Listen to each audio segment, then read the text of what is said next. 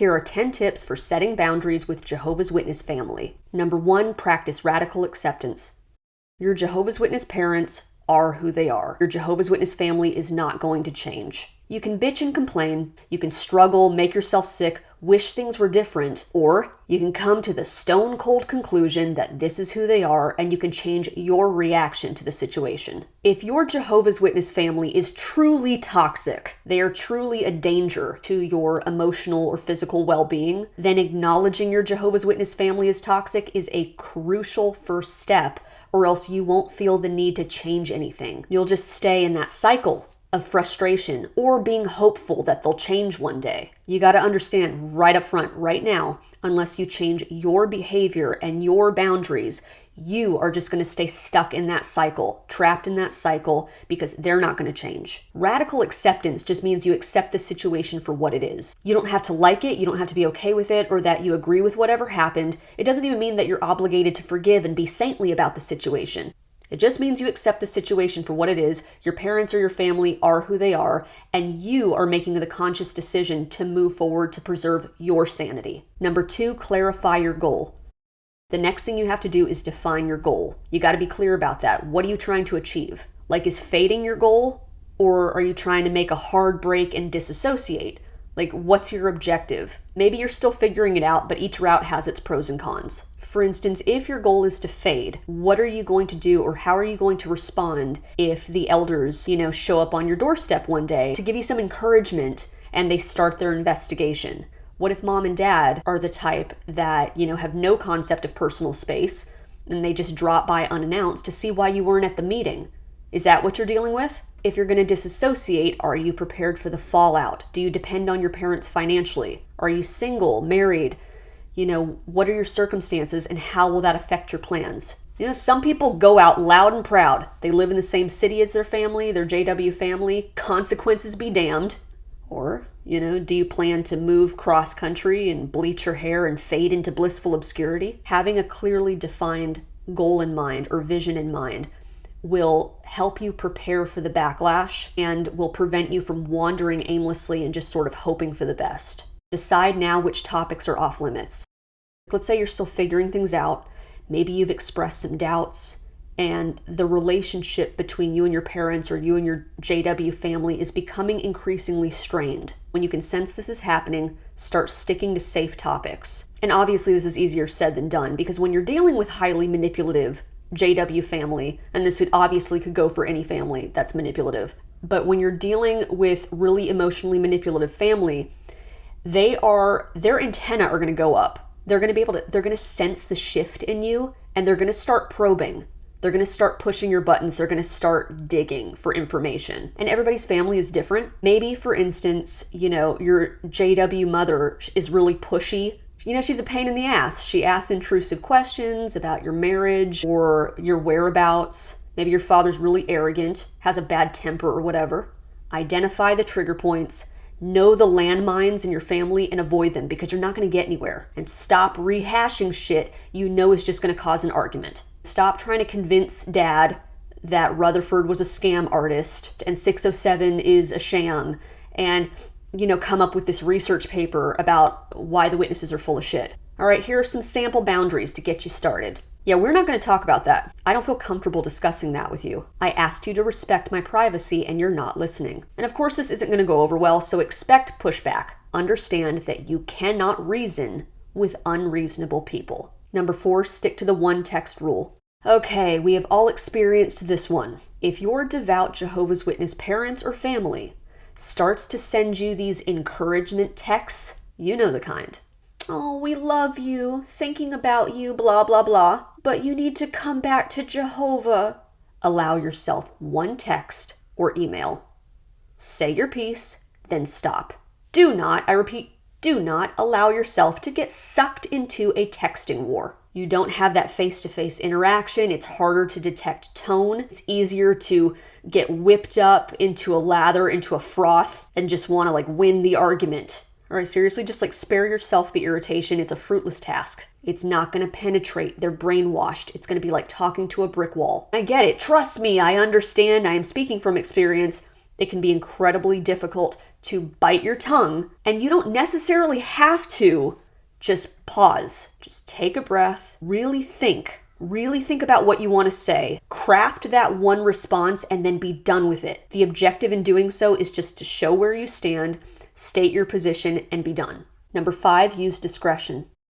If your family has expressed that they are willing to shun you, that they are willing to cut you off out of misplaced loyalty to the organization, if they have demonstrated by their actions that you can no longer trust them, they have forfeited the right to information about you. Do whatever you got to do to keep your business to yourself. Telling them about your whereabouts or whatever's going on in your life, they're not owed that information because it's not going to improve your relationship. It's not going to improve the outcome. I mean, you got to think, we grew up in a culture of confession. We were interrogated by the elders. We weren't taught boundaries or, we were under constant surveillance. We didn't have our privacy respected. You are not obligated to volunteer any sensitive information, milestone struggles, anything about your life. It is none of their damn business. Number 6, protect your personal space. Again, every family is different. Your family might catch on that you're fading or can sense that you're harboring subversive thoughts, and they don't do anything. Oh, okay, he's apostate now. She's too far gone. Bad association now. Like, some parents will just let the relationship die. No closure, nothing. Then you got the parents who freak out and show up on your doorstep. This is really just a practical issue. If they live within driving distance, they may just come on over and show up on your doorstep and try to confront you in person. Or if you're long distance, they might blow up your phone, demanding to talk to you or sending you antagonistic texts. You got to find out which category your parents fall into and set clear boundaries and express the consequences for violating those boundaries. Make it clear that they don't get to just drop by unannounced or at all. Ultimately, that's up to you. You may be willing to have a conversation and allow them into your home, but you have to make sure that not everything's on their timetable, everything's on their watch, and they just show up and talk to you when they feel like it, and that your needs and boundaries are irrelevant. You may say, get the hell off my property. Whatever it is, if they do violate your boundary, you must be prepared to follow through on the consequences. But that, of course, is not always easy, which brings me to my next point. Number 7, protect your energy. We have all dealt with that one person, whether it's mom, dad, a cousin, brother, sister, or whatever, who knows how to push our buttons. We've all had at least one person in our life who brings out that rage or stress or whatever, feeling it is that they conjure up inside of us. And especially when you're dealing with toxic Jehovah's Witness family, you can expect all that emotional manipulation to ramp up. If you're more of the sensitive type, like you're empathic, you feel things very deeply, you take on other people's emotions, or you feel like you're responsible for your family, you've always been the responsible, conscientious one, or maybe the peacemaker in the family. If you fall into any of those categories, get ready for guilt trips and gaslighting. Get ready for them to flip it around on you. You're the bad guy now. You're the ungrateful child, the mentally unstable one. You have to practice now. I'm sorry to say this. I don't want to say this. You have to practice emotionally divorcing yourself from your family. Because if you don't, the consequence for not doing that is you will get defensive. You'll want to respond to the drama. But I'm not ungrateful. I'm not insensitive. I'm not crazy.